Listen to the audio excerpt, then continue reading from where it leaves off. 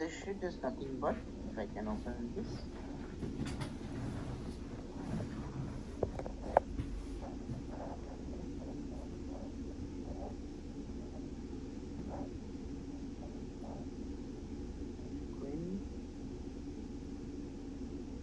as of now there is one sheet, right? I will change the sheet name to test. I should say test 1. I should say test. I should say test 2. I don't want any content though. That's fine. So you can see that after I saved it, I close this one. So now I will share you that code. Now you should see the number of sheets should be 3, right? I have created 3 sheets. That is called sheet in a same Excel file. In a same Excel file, you can have that many sheets. We're going to send a code this code. Can you see that number of Excel sheets is 3? So this is, as of now, nothing is completed. It's just basic step. First, we can find out number of steps, a number of sheets present. How many sheets are present? It's 3. Yeah, Vivek?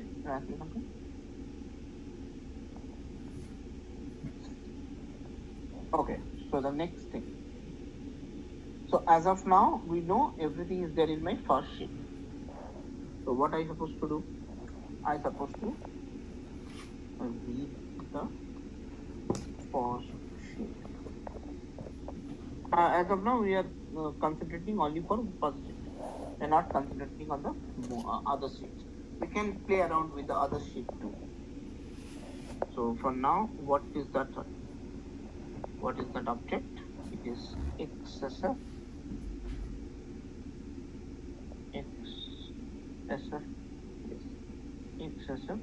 sheet. Simple. So this is a sheet object we need to create. And how can I get that sheet? Or from where can I get that sheet?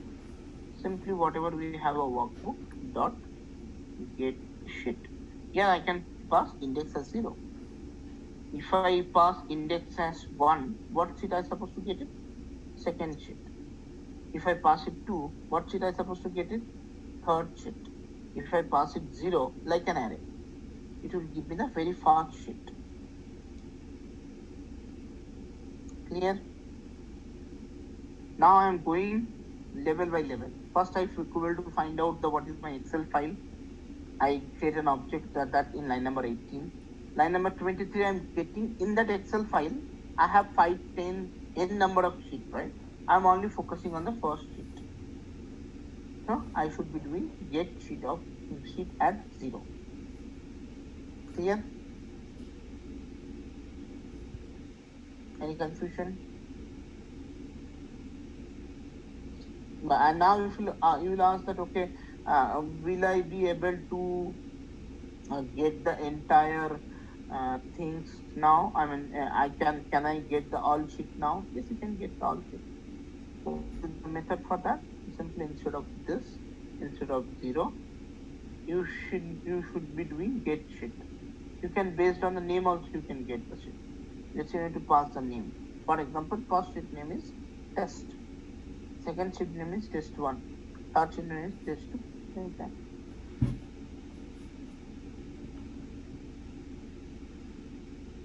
Clear? So as of now, we will go in that approach. Get sheet at the position 0. The 0 position, whatever sheet present, I will give it. Next is, once I get the sheet, what next? So if I can open the Excel and go and then understand. If I get the sheet, the next thing is that how many rows are present. Correct? So if I can share my screen. Next thing is how many rows are present, because I am only focusing on the first sheet. I am not focusing others 2 sheets, right? In the first sheet, how many rows are present? Next, I will go over the rows. So that number of rows, how many rows are present over there. So for that, what I supposed to do? I supposed to get all the row information of the sheet. So for that, what is the method that can help us? What is the method that will get you understand about the how many rows are there? So simple. It is kind of this one. What you call? It is next thing is read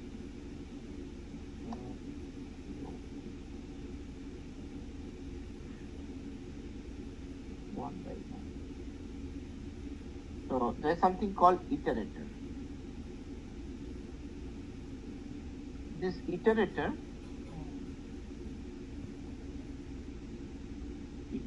of rows.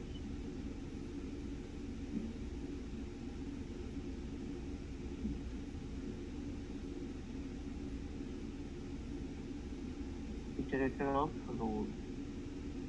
This is the rows, or I think it is not rows. It is user model. So this is nothing but your what do you call a row iterator, I would say. Row iterator is equal to XSSF dot iterator. So this will iterate on the all 6 rows. For that, we'll be using one while loop. I'll debug and show you how this works. Don't worry. So row iterator dot has next. This will only iterate till the time I have all the rows present. Correct? For example, for us in this particular Excel sheet, we have 6 rows. So it will go each row one by one. Then we'll come to the column. See how we are going in the depth of an Excel. First, we could able to find out an Excel sheet. Then we could able to identify the number of sheets, how many sheets are present. Then we targeted the first sheet. In the first sheet, how many rows are present? We are just iterating one row at a time. Next, we will go to the column. Once we find out the rows, next we need to go to the column. But before go to the column, we're supposed to find out the row. That first row, for considering this is my first row. How I will get it? Dot next. So this is kind of iterator, which is replacement of your for loop. So this is some iterator object is being provided to you.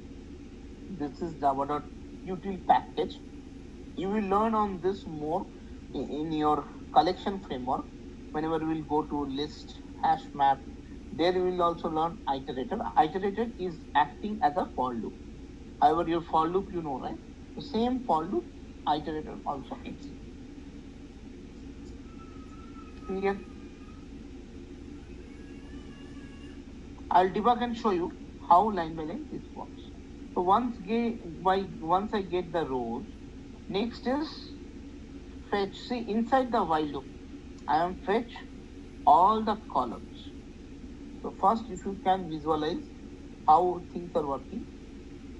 So first things is working like it will be considered a book, Excel sheet, complete Excel file. Inside that you have multiple sheets. Inside first sheet I have let's say 6 rows. So I am reading first row by using for loop. Inside first row I have 3 columns, right? So I will be reading columns now. How I will be reading? Fetch all columns.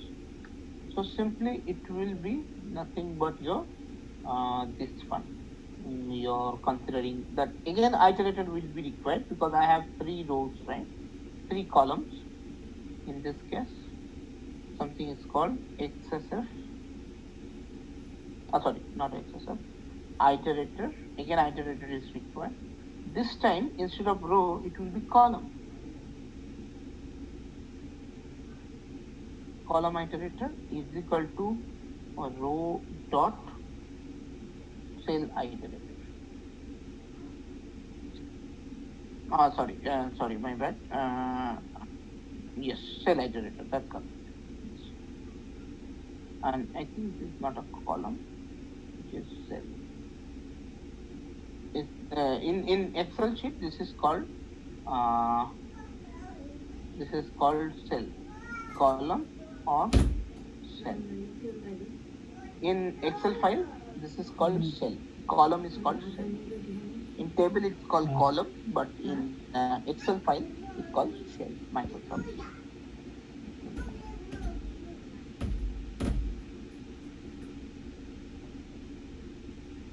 Clear?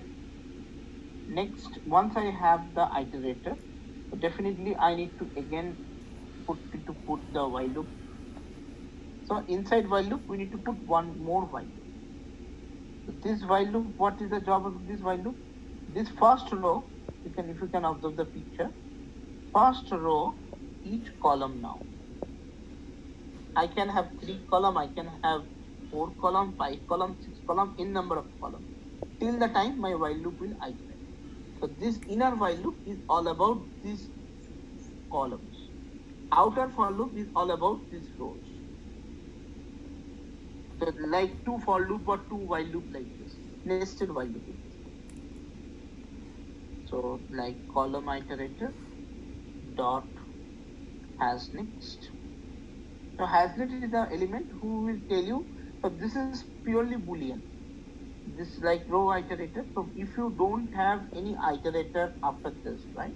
If you don't have any iterator, or my row is ending, so this will come false automatically. For example, I have only 4 columns, so 3 columns. After third iteration, this condition will become false. Clear? So how now I got the column level as. Now I should be getting the value. So once I get the value, then I can continue. So this is column iterator as I name. Next is, let's say, cell object. Cell is equal to column iterator dot next element. So this cell I will be getting each individual cell. Here I need to put some check, or here you need to put some switch case. Why, I will tell you. That is the type of parameter it has. So basically we generally put switch case, and we call that cell dot get cell type. So this get cell type is very important in switch case. The cell type can be string, can be integer, can be anything. Correct? So in that case, I would say switch a string. If it is string, then system.out.println, print it. And how I supposed to print it? Cell dot get, you can see, string by cell value. I am supposed to print it like that. If I do case, if it is numeric, you suppose, okay, I supposed to break it, break the loop. Like with switch case, you know, right? I supposed to do system.println. I supposed to do cell dot. Why I am doing this? You will get to know. You will get to know. Once I will debug, I will show you. If you don't put the type right, the problem is you won't be able to identify whether it is capturing a string or a number or a float value or what it is, or a numeric value. So you cannot, or it's a boolean value also. Boolean value also supported, right? So you cannot say that concrete. Right? So now if I boolean value, or I should put yes boolean println cell dot get boolean value. I will do plus /t, so it will come to the new line.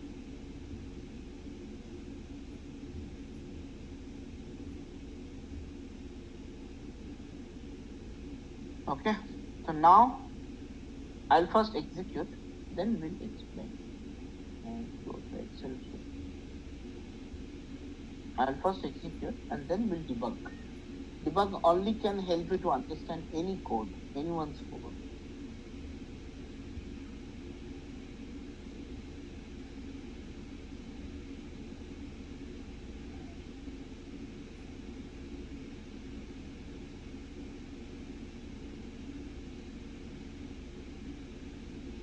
Okay. So now can you see this? Okay, I think flash. Not a my bad. Backslash.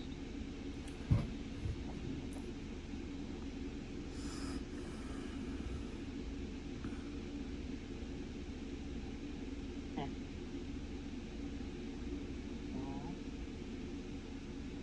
Cannot get a boolean value. The error is cannot get a boolean value from a numeric cell.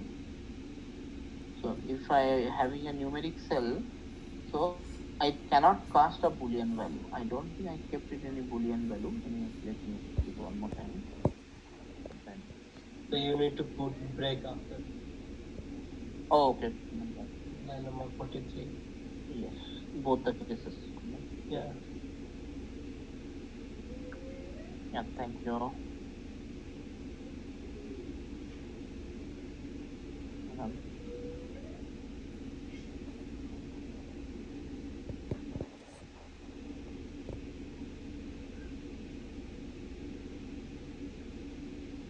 Okay, so I think couple of you have joined over a mobile. Can you please join back over phone, the laptop quickly?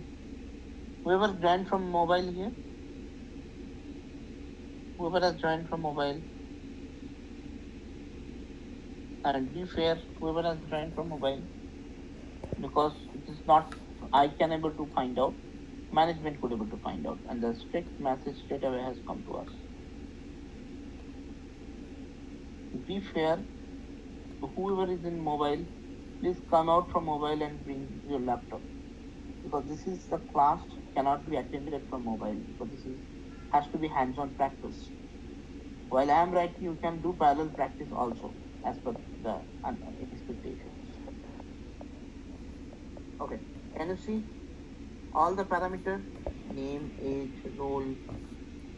Like here you can see name, age and role, first row. Then this is second row. You can find out the similarity. This is your third row. This is your fourth row. You have a sixth row, right? This is fifth row. And this is your sixth row. All six row can you see here? So this is how we could able to read an Excel file. And we can channelize this data to the respective. If we want, next is we will be saving this entire data to the database going forward. Whatever I have in Excel file, I should fetch it and I should save it to the database. That's our next target.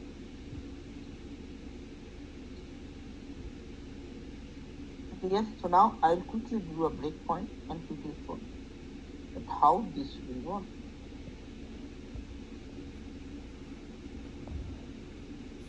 I simply put a breakpoint and will show you how things are coming. I'll start in debug mode.